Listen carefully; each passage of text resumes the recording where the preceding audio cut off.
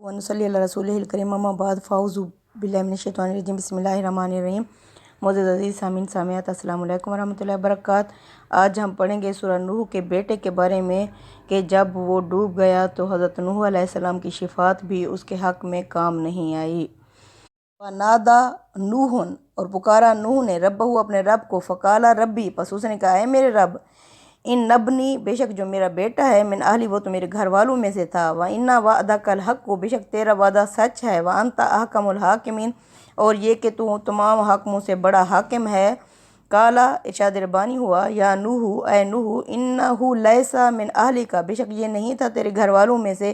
انہ عمل غیر صالح، اس کے عمل غیر صالح تھے، فلا تسألنی، پس تو مجھ سے مت سوال کر، ما لیس لک بھی علم، اس بات کا جس کا تجھے علم ہی نہیں، انی اعظک، میں تجھے نصیحت کرتا ہوں، ان تکون من الجاہلین، کہ تم جہلوں کی طرح نہ بنو۔ نے فرمایا نوح، یہ تیرا بیٹا تیرے گھر والوں میں سے نہیں ہے،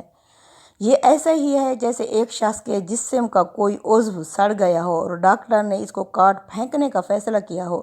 اب وہ مریض ڈاکٹر سے کہتا ہے کہ یہ تو میرے جسم کا ایک حصہ ہے، اسے کیوں کاٹتے ہو؟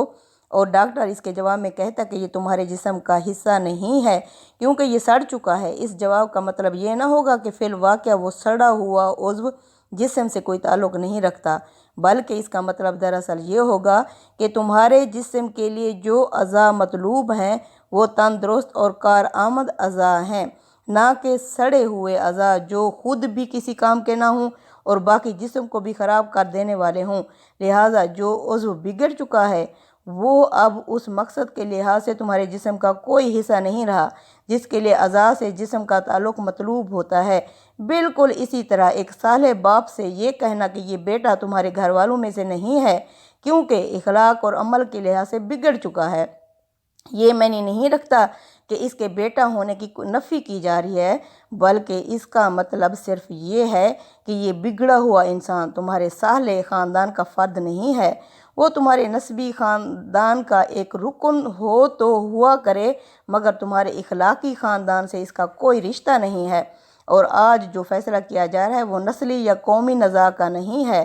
کہ ایک نسل والے بچائے جائیں اور دوسری نسل والے غارت کر دیے جائیں، بلکہ یہ کفر اور ایمان کی نزاع کا فیصلہ ہے جس میں صرف صالح بچائے جائیں گے اور فاسد مٹا دیے جائیں گے۔ بیٹے کو بگڑا ہوا کام کہہ کر یہ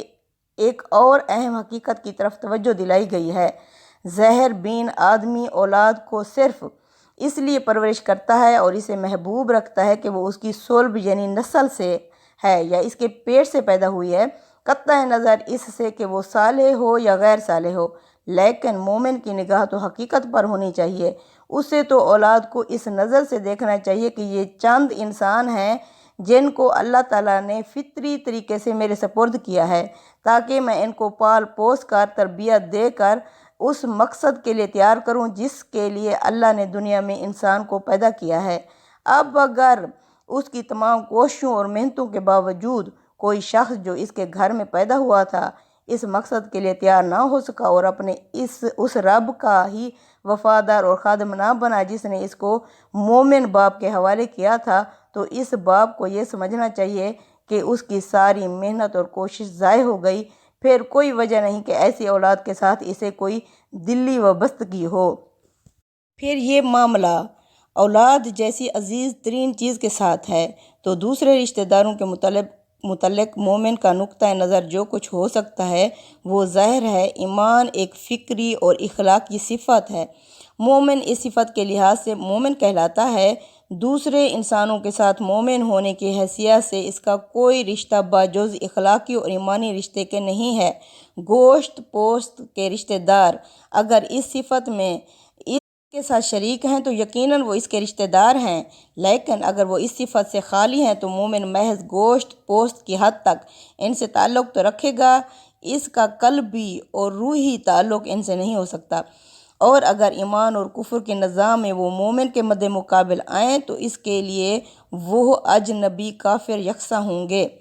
اس ارشاد کو دیکھ کر کوئی شخص یہ گمان نہ کرے کہ حضرت نوح علیہ السلام کے اندر روح ایمان کی کمی تھی یا ان کے ایمان میں جہلیت کا کوئی شائبہ پایا جاتا تھا۔ اصل بات یہ ہے کہ انبیاء بھی انسان ہی ہوتے ہیں اور کوئی انسان بھی اس پر قادر نہیں ہو سکتا کہ ہر وقت اس بلند ترین معیار کمال پر قائم رہے جو مومن کے لیے مقرر کیا گیا ہے۔ بسا اوقات کسی نازک نفسیاتی موقع پر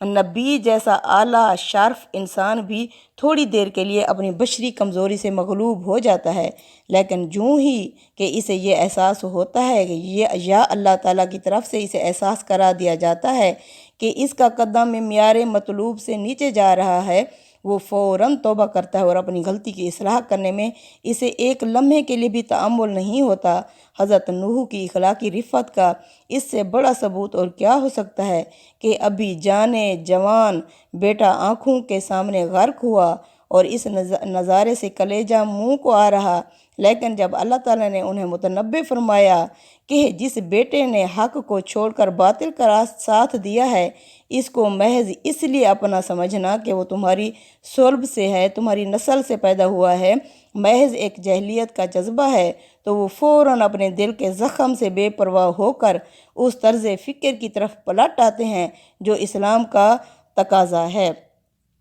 پسر نوح یعنی نوح کے بیٹے کا یہ قصہ بیان کر کے اللہ تعالیٰ نے نہایت مؤثر پیرائے میں یہ بات بتائی ہے کہ اس کا انصاف کس قدر بے لاگ، اس کا فیصلہ کیسا دو ٹوک ہوتا ہے۔ مشرکین مکہ یہ سمجھتے تھے کہ ہم خواہ جیسے ہی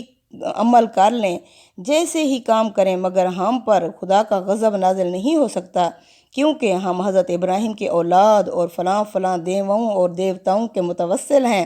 یہودیوں اور عیسائیوں کے بھی ایسے ہی زعم ہیں